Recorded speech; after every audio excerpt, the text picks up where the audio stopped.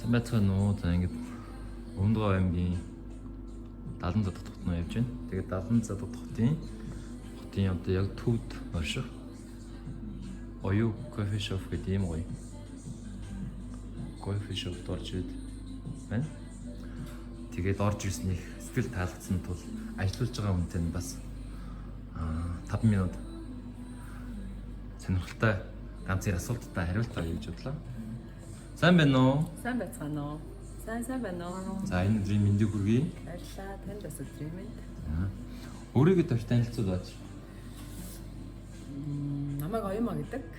2019 оноос хойш хувийн бизнес эрхлээ явж байгаа. 10 жил банкны салбарт ажиллаж агаад 2012 оноос хойш 10 жил банкэр хийж байгаа юм уу та. Тейлэр, халах тейлэр, эдийн засгийн банкны салбарын бас нэлээд олон нэг юуны ажил хийж байгаад тэгээд 4 хүүхдээ ээж. Декреттэй хугацаанд өөрийнхөө сонирхлыг л одоо бизнес болгосон гэх юм уу та. Тэгэж ажилласан байгаа. Одоо тэгээд бис эрхлээд 5-6 жил болсон юм шиг. 19 оноос хойш эхлэхээр 19 оноос хойш. Тийм. Одоо ч 2025 он гэхлээр тийм би. 6 жил. Тэгээд 6 жилийн өмнө яг энэ одоо чиглэл эхэлсэн гэсэн үг үү? Эсвэл өөр мэдчихсэн үү? 6 жилийн өмнө бол гэр ахуйн барааны дэлгүүр ажилладаг гэсэн. Одоо энэ үлдэглүүд нэгээд байгаа. Одоо гэр ахуй home decor гэх юм уу та. Тиймэрхүү чиглэлээр эхлээд тэгээд яг энэ хажуудлын хаалганд эхэлж агаад тэгээд өөрөө ном унших дуртай, кофе уух дуртай тэр сонирхлоо. Харин дэлгүүрийнхээ хажууд юм жижигхэн одоо яг энэ талбайныхаа талд нь кофе шоп эхлүүлж эхэлж ирсэн кофе шоп. Тэгэл өргөжүүлсэн гэх юм уу та. Нэг нь одоо бүр жижиг болоход нэг нь арай том болгоод хоёр бизнесээ тэгэл одоо явж байна та. Энэ талтаа бол тустай гэсэн үг үү тий? Тийм, цаатал нь бол бүр огт тустай юу болоод энэ түрүү жил иймэрхүү засвар хийгээд тэгээд кофе шопынхаа эсхийг ийм том болгоод дэлгүүрээ бүр өдөн болиё гэж одоо тэгээд ном кофе шопороо илүү түлхүү болох зорилгоор юм болгосон байна. Ерөнхийдөө өөрийнхөө тийм хүсэл сонирхлыг ерөнхийдөө дагсан гэсэн үг үү тий? Дуртай юм аа ерөнхийдөө хийж байгаа юм. Энэ шийдвэрийг гаргахад яас өөрөө яаж шийдвэр гаргасан бэ? Анх одоо ажиллаад болий за декреттэйсэн гэдэг юм. Декреттэй байх хугацаанд л эхэлсэн. Тэгээд ер нь яг одоо тийм цагийн ажилтан цагийн одоо ийм өглөө 9 цагаас орой 8 цаг хүртэл ажиллаад тэгээд амралтын 2 өдөр амралдаг нэг тиймэрхүү циклтэй явна гэсэн үг шүү дээ тий. Тэгээд яг хөө тэрүүгээр 10 гаруй жил ажил хийгээд үзсэн. Тэгээ хувийн бизнес бол яг хөө жаргалтай үедээ жаргалтай, зовлонтой үедээ зовлонтой, орлого олох үедээ олохгүй үедээ олохгүй тиймэрхүү юм надад бас илүү их нөгөө сорилтуудтай нүүр тулсан гэх юм уу та тэрийг бас даван туулсан гэх юм. Тийм байсан болохоор энэ замыг сонгосон. Ажилдаа эргэж орох санал үгүй тэр чинь угаасаа декреттэй учраас орохгүй гэдэг нь миний өөрийнх нь сонголт болчихж байгаа учраас тэрэн дээрээ тэгэл энийгээ сонгоод ажилласаа гарах хэрэглэвэл тэгэл хийсэн. Тухайд одоо шийдвэр гаргаж яхад одоо юу гэдэг за ерөнхийдөө эсрэг байсвартай ер нь тийм хүмүүс байсан уу? Яг чийгсэн бэ? Наац нөхдүүдийн хувьд бол бас яг тэр үе чинь нөгөө ковидын үе байсан байхгүй юу? Тэгэхээр нөгөө ковидын одоо мэдэн засаг жоохон хангалттай тийм үед бол цалинтай ажилчин зүгээр юм шүү. Одоо энэ чинь бас хэцүү шттэ гэсэн тиймэрхүү саналууд иржлээсэн л да. Тэгээ өөрөө эндээ төвчтэй болно бүтэн гэж бодож байсан болохоор тэний хэрэгэлцэх зүйл гараагүй. Гараагүй тийм. Өнөөдөр одоо буцаад 5 жилийн өмнөхийг харахаар өөрт нь юу гэж бодож чинь? Ер нь 5 жилийн одоо үр дүнгээ гэдэг нь юу гэж хэлэх вэ? 5 жилийн үр дүн яг л жил ирэх тусмал нэг бага хэмжээний өсөлт гаргаад явж байгаа л да. Нэг тийм энэ жил одоо ийм байцнаа дараа жил бүр ийм том болсон гэсэн юм байхгүйгээр анх эхлэхдээ бол түрээсийн байранд үйл ажиллагаа явуулдаг байсан. Тэгэл жил ирэх тусам тэр түрээсийнхээ талбайг том болгосон. 2 жилийн өмнө энийг бас өөрийн болгож нөгөө өөрийнхөө байранд одоо үйл ажиллагаа явуулах гэсэн тий. Тиймэрхүү олдод амжилтууд бас байгаа. Бас салбар нээсэн юм байна. Олон дээр нөгөө юун дээр ялын амн дээр.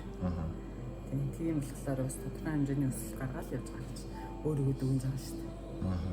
Одоо хичээлүүд юу гэдэг нь за өөртөө адилхан ажил хийдэг байж байгаа. Эсвэл ажил хийж байгаа. Гэтэ ингээд нэг дотроос нь ингээд нэг юм болиглаад идэг. За би ингээд тэрийг хийвэл тэгсэн мөртлөө зориг нь өгдөггүй. Эргэлзээтэй тийм хүмүүс байдаг. Тийм хүмүүст юу гэж хандж хэлэх вэ? Эхлэл хэрэгтэй л гэж хэлнэ. Яг хөө эхлэхийн тулд их юм болно л доо. Эргэлзээ, эрсдэл одоо өөрийн үеийн мөнгө санхүү тэр болгон гарч ирнэ.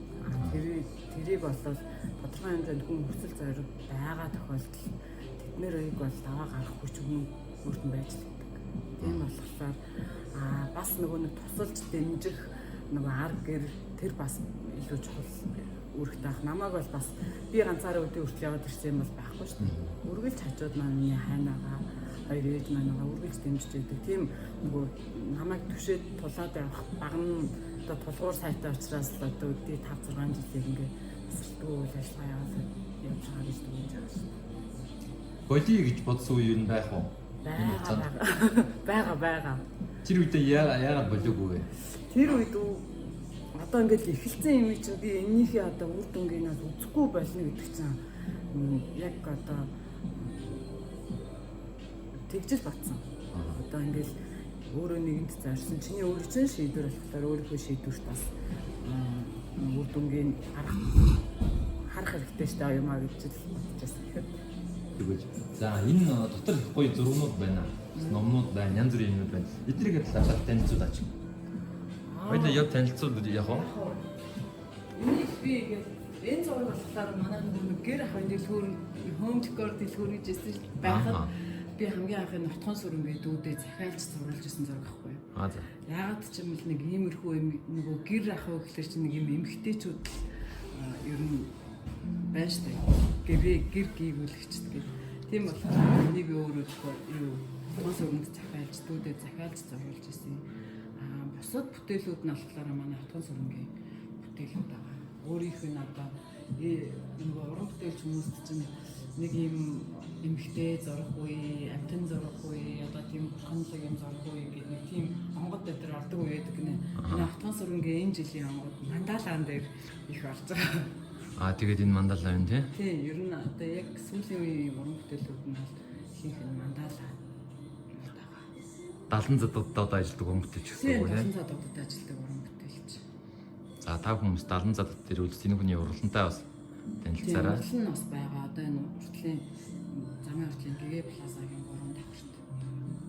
За ингээд ийшээ ингээд явхаар ингээд аяг шаазангууд бас байсан. Энэ одоо зарж байгаа зүйлүүд баг уу? Эсвэл ингээд зарж байгаа. За ийм аяг шаазангууд. Тэгээ надын сонирхлыг бас их татсан номууд байсан. Би бас нөгөө 4 найзтайгаа хамт Өмнө говийн номын клуб гэдэг нэг юм клуб хүртлэн эрхлэн ажилладаг юм уу? За.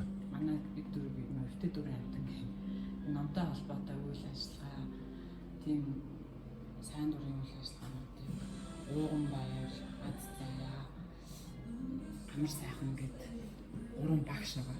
Би л одоо хувийн бизнес эрхлэгч юм уу? Багшаас өөр салбарын, боловсролын салбараас өөр салбарын гэр бүлтэй хамтдаа сайн дурын ажлууд хийдэг. Манай нөгөө клубын Facebook, WhatsApp төрчлүүд үзүүл бид нэр хийдэг ажлуудаас гарч ирнэ.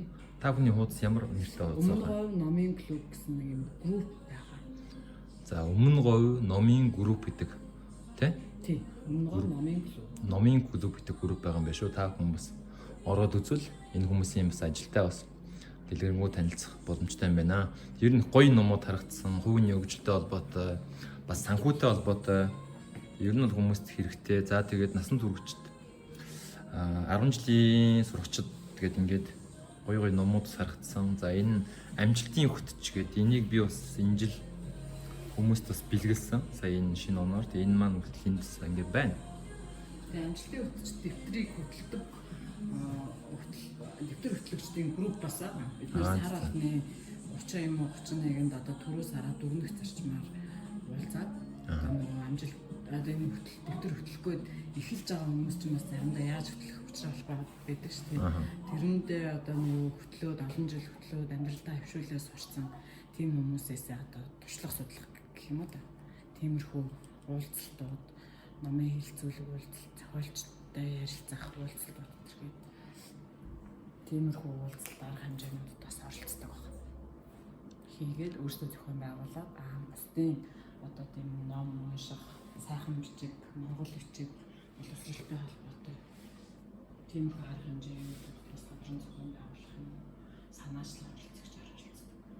Тийм учраас бас та бүхэн бас хэрвээ 70 за дотох дэрж байгаа бол энэ уран оюун шопор та бүхэн зочлоод үзээрэй. Тийм сайхан сэтгэлтэй, уриалгахан эмхтэй ажиллаулт юм байна. За тэгээд мөн олон бас тийм соёлын гэгэрүүлэх арга хэмжээнүүдийг зохион байгуулт юм байна. Яг та бүхэн бас ярилцээд энэ хүнтэй бас хамтраад зүйл ажилтна үйл ажиллагаанд нь оролцох одоо бүрэн боломжтой юм байна. Бидний өмнөөр жижигхэн бас энэ сургалтаа ингээд хийхээр үлдээд иж байгаамаа. За цааш тийм төлөвлөгөө. Цааш тийм төлөвлөгөө юу? Тийм. Цааш тийм төлөвлөгөө бас байгаа. Энэ үйл ажиллагааныхаа чиглэлээ үйл ажиллагаагаа сайжруулах чиглэлээ бас нэг арай юу болгох олон төрөлтэй болгох Ялианы кофе шопын үйл ажиллагааг бас олон таниулах тиймэрхүү зорилгууд байгаа 25 онд тавьсан. 5 жилийн дараа жишээл 2030 онд хаа байна гэж бодож байна. 5 жилийн дараа юу? 5 жилийн дараа бол 5 жилийн дараагийнхыг айгүй гоёор төсөөлж бодож байгаа шүү дээ. Аялал жуулчлалын салбарт бас нэлээд эхлээд үр шимийн нэлийн анхнаас нь хүртээд явах болов гэсэн бодолтой байгаа.